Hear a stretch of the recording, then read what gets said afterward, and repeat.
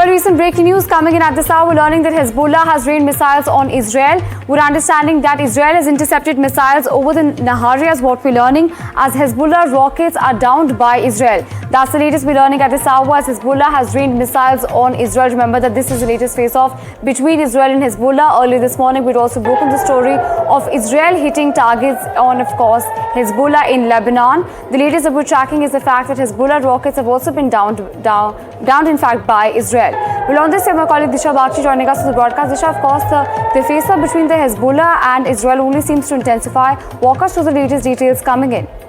Right, Reed. So the exchange of missiles by Israel and Hezbollah continue. The tensions are intensifying in this new front with Israel and Lebanon. Really, the tensions increasing because Hezbollah, proxy of Iran, now really trying to strike Israeli targets in the country.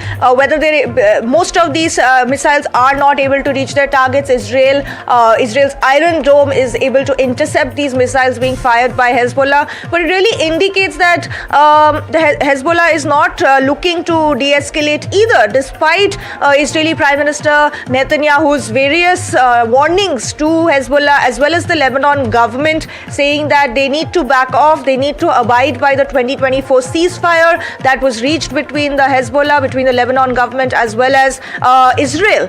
Now, just for context, the Lebanon government does not support the Hezbollah in any way. They have in fact banned the militant group from the country.